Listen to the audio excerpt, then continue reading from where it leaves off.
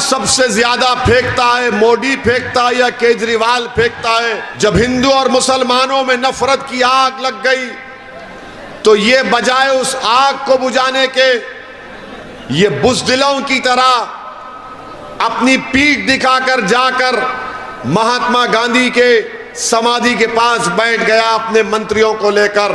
आप जानते हैं कि दिल्ली के मुख्यमंत्री कितना झूठ बोलते हैं सेकुलरिज्म के बारे में। मेरे ख्याल से अगर लंबा लंबा फेंकने का अगर कंपटीशन होगा कि कौन सबसे ज्यादा फेंकता है, मोदी फेंकता है या केजरीवाल फेंकता है,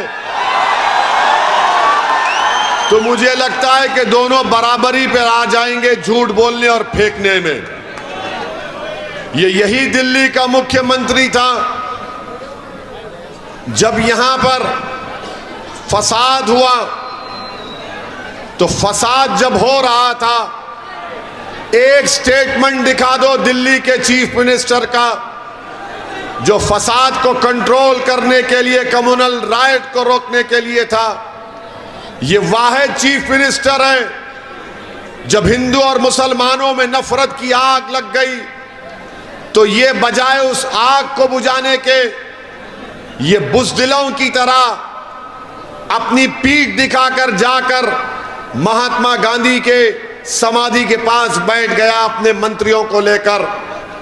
अरे अगर गांधी का तू भक्त था तो तू आता इस इलाके में, तो सब समाज के पास जाकर तुम कहते कि भाइयों शांति को बरकरार रखो, ये नफरत ठीक नहीं है।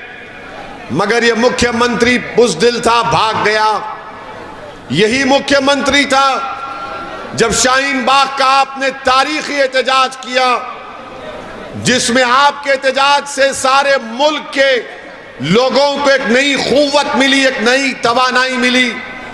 यही मुख्यमंत्री का बयान आपने सुना होगा कि केजरीवाल चीफ मिनिस्टर ने कहा था अगर मेरे अख्तियार में होता तो मैं शाहीन बाग को आधे घंटे में खत्म कर देता।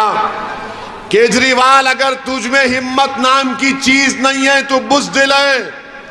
अगर हिम्मत है तो आजा चुनाव से पहले ओखला में बता तूने ओखला के लिए क्या किया।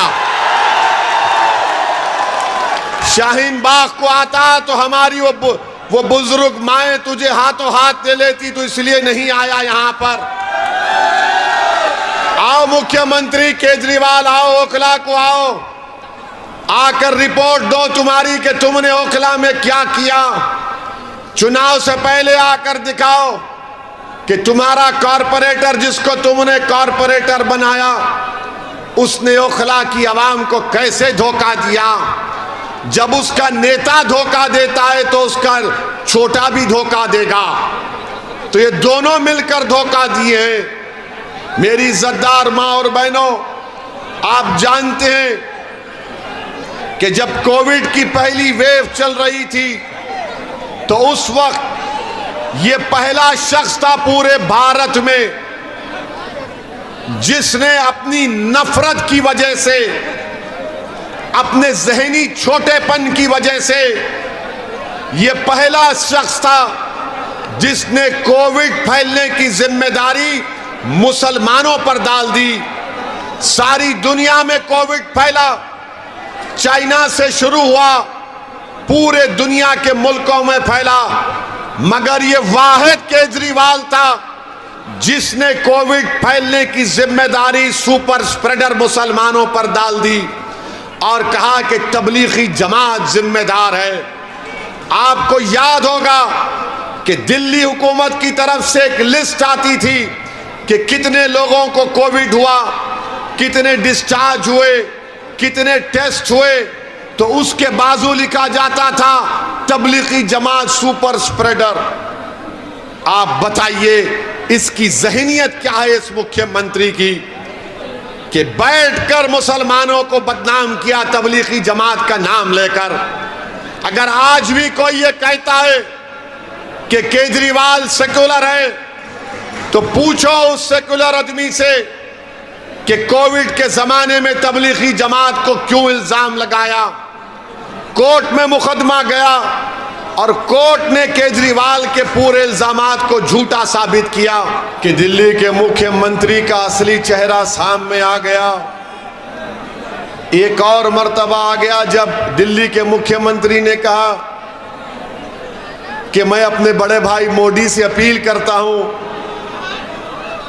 कि हमारी 500 और 2000 की नोट पर हमारे देवी देवताओं की फोटो को लगा दिया जाए। अब आप बताइए, छोटे भाई बड़े भाई को बोल रहे हैं और बड़े भाई देख रहे हैं कि पूरे मेरे नक्शे कदम पर चल रहा है। यानी भारत का कोई मजहब नहीं है, ये हमारा जो वतन है इसका कोई मजहब नहीं है। अगर कोई खुदा को नहीं भी मानता तो भी भारत उसका है। ये भारत की खूबसूरती और ताकत है। मगर दिल्ली के मुख्यमंत्री को यह बताना है कि मैं बड़े भाई से ज्यादा हिंदुत्व आइडियोलॉजी का मानने वाला हूं। ऐसा लगता है कि किसी जमाने में दोनों बिछड़ गए थे किसी मेले में। एक दिल्ली को आ गया, एक गुजरात में रह गए थे। माने ये कोशिश कर रहे हैं कि हिंदुत्व की आइडियोलॉजी को सबसे ज्यादा कौन मानता है। ये जो आपका दिल्ली का मुख्यमंत्री है, ये 2013 का मोदी है। याद रखो आप मेरी इस बात को। अगर कोई ये कह रहा है कि नहीं नहीं वो भाजपा से मुकाबला करने के लिए कर रहा है, तो फिर बताओ यूनिफॉर्म सिविल कोड के ऊपर दिल्ली के मुख्यमंत्री की पार्टी का क्या ओपिनियन है, क्या राय है। मैं यूनिफॉर्म सिविल कोड का खिलाफ हूं। इसलिए खिलाफ हूं कि भारत के संविधान में, आईन में आर्टिकल 29 है, 29 है, राइट टू कल्चर एक अनफेटर्ड फंडामेंटल राइट है। और यूनिफॉर्म सिविल कोड की बात भारत के प्रधानमंत्री वजीर आजम मोदी करके ये चाहते ये हैं कि हमसे हमारी तहजीब को छीन लिया जाए। हमारी तहजीब हमारे मदरसे हैं, हमारी तहजीब मसाजिद हैं, हमारी तहजीब हमारा हिजाब बुर्का और हमारी दाढ़ी है, हमारी तहजीब हमारी किताब है, हमारी तहजीब हर चीज है। जो बीजेपी हमारी तहजीब को खींचना चाहती है यूनिफॉर्म सिविल कोड के नाम पर, तो ये केजरीवाल यूनिफॉर्म सिविल कोड के बारे में एक लफ्ज भी नहीं बोलता है, एक लफ्ज भी नहीं बोलता है। और जो लोग ये कहते नहीं इसमें हिकमत है, अच्छा हिकमत है तो ये बताओ बिल्किस बानो के ऊपर केजरीवाल क्यों नहीं बोलता? बिल्किस बानो के ऊपर केजरीवाल क्यों नहीं बोलता? बिल्किस बानो तो सिर्फ मुसलमानों का मसला नहीं है। और अगर कोई नहीं जानता बिल्किस बानो कौन है, तो बिल्किस बानो को 2002 में 6 महीने की प्रेग्नेंट थी, 3 साल की बेटी थी, साथ में अपने खानदान के 7 या 8 लोग थे। बिल्किस बानो को प्रेग्नेंट होते हुए जालिमों ने उसका रेप, अस्मत रेजी की, उसके बाद उसकी मां का रेप किया और खानदान वालों का रेप किया, उसके बाद उनका कत्ल किया और एक मां के सामने 3 साल की बेटी का सर लेकर पत्थर पर मारकर उस बेटी का कत्ल कर दिया। वो बिल्किस बानो है जिसका मुकदमा मुंबई में चला।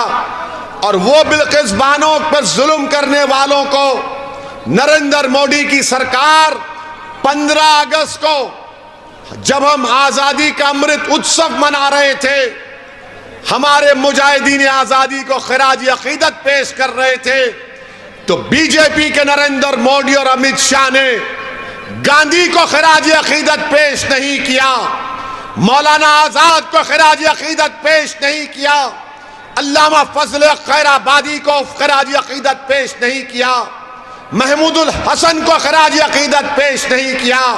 मोदी और अमित शाह ने बिल्किस बानो के रेपिस्ट को उसके बेटी के कातिलों के खिराज अकीदत पेश किया और उनको जेल से रिहा करवाया। मैं आज भी पूछ रहा हूं, बताओ केजरीवाल, बिल्किस बानो के बारे में तुम्हारी क्या राय है?